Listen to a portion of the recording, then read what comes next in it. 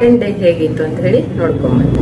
6 ಗಂಟೆಗೆ ಎದ್ದು ಎಕ್ಸಸೈಸನ್ನು ಮಾಡ್ತಾಯಿದ್ವಿ. ಎಕ್ಸಸೈಸ್ ಎಲ್ಲ ಮುಗಿದು ಒಂದು 10-15 ಮಿನಿಟ್ಸ್ ಆದಮೇಲೆ ಮತ್ತೆ ಒಂದು ಲೋಟ ನಾನು ಡಿಟಾಕ್ಸ್ ವಾಟರ್ನ ತಗೊಳ್ತಾ ಇದ್ದೀನಿ. ಸೊ 7 ಗಂಟೆಗೆ ನಾನು ಡಿಟಾಕ್ಸ್ ಕುಡಿದು 8 ಗಂಟೆಗೆ ಕರೆಕ್ಟಾಗಿ ಬ್ರೇಕ್ಫಾಸ್ಟ್ ಮಾಡ್ಕೊಳ್ತಾ ಇದ್ದೀನಿ. ಬ್ರೇಕ್ಫಾಸ್ಟ್ಗೆ 2 ಚಪಾತಿ, 1 ಎಗ್ಗು, ಸಾಂಬಾರು ಮತ್ತು ಸೌತೆಕಾಯಿ ತರಕಾರಿ ಮತ್ತು ಫ್ರೂಟ್ಸ್ ಬೇಕಿದ್ರೆ ಫ್ರೂಟ್ಸ್ ತಗೊಳ್ಳಿ, ಇಲ್ಲ ಸೀಡ್ಸ್ ನಾನು ತೋರಿಸಿದ್ದೀನಲ್ವ ಪಂಪ್ಕಿನ್ ಮತ್ತು ವಾಟರ್ ಮೆಲನ್ ಆ ಥರದ್ದು ಯಾವುದಾದ್ರೂ ಸೀಡ್ಸ್ ಕೂಡ ತಗೊಳ್ಬೋದು.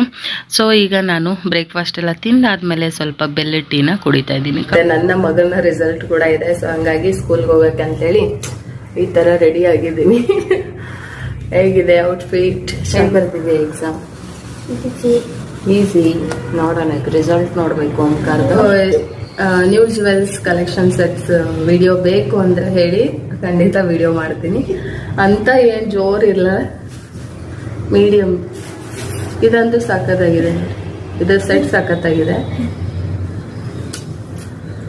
ಸರಿ, ಇವಾಗ ಸ್ಕೂಲ್ಗೆ ಹೊರಡೋ ಸಮಯ. ಸ್ಕೂಲ್ಗೆ ಹೋಗ್ಬಿಟ್ಟು ನಾನು ಸ್ನ್ಯಾಕ್ಸ್ ಟೈಮ್ಗೆ ಸಿಗ್ತೀನಿ. ನನ್ನ ಮಧ್ಯಾಹ್ನದ ಲಂಚ್ಗೆ 1/2 ಬೌಲಷ್ಟು ರೈಸು, ಸಾಂಬಾರು ಮತ್ತು ಸೌತೆಕಾಯಿ, ಸ್ವಲ್ಪ ಆರೆಂಜು ಮತ್ತು ಸೀಡ್ಸ್, ಮಿಕ್ಸ್ ಸೀಡ್ಸ್ನ ತಗೊಂಡಿದ್ದೀನಿ. ಇದು ನನ್ನ ಮಧ್ಯಾಹ್ನದ ಲಂಚ್ಗೆ. ನಂತರ ಸಂಜೆ ಸ್ನ್ಯಾಕ್ಸ್ಗೆ ನಾನು ಬ್ರೆಡ್ ಮತ್ತು ಬಾಳೆಹಣ್ಣು, ಇದು ಗೋಧಿ ಹಿಟ್ಟಿನಿಂದ ಮಾಡಿರುವಂಥ ಬ್ರೆಡ್ಡು, ಕಂಪ್ಲೀಟ್ ವೀಟ್ ಬ್ರೆಡ್ಡೇ ತಗೋಬೇಕು ನೀವು.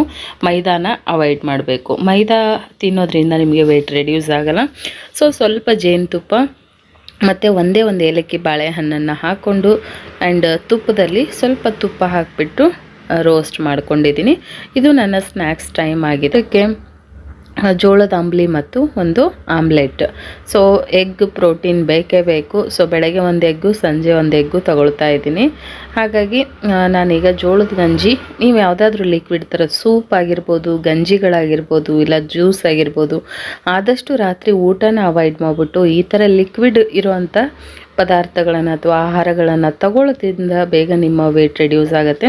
ಅದಾದ ನಂತರ ನಾನು as usual weight loss drink, ಈ ಡ್ರಿಂಕ್ ಒಂದು ಪೌಡ್ರ್ ಕೂಡ ನಾನು ಆಲ್ರೆಡಿ ನನ್ನ ಚಾನಲಲ್ಲಿ ಅಪ್ಲೋಡ್ ಮಾಡಿದ್ದೀನಿ ಹೇಗೆ ಮಾಡೋದು ಅಂಥೇಳಿ. ನನ್ನ ವೆಯ್ಟ್ ಲಾಸ್ ಡ್ರಿಂಕನ್ನು ಕುಡಿದು ನನ್ನ ಡೇ 2 ವೆಯ್ಟ್ ಲಾಸ್ ಚಾಲೆಂಜನ್ನು ಇಲ್ಲಿಗೆ ಮುಗಿಸ್ತಾ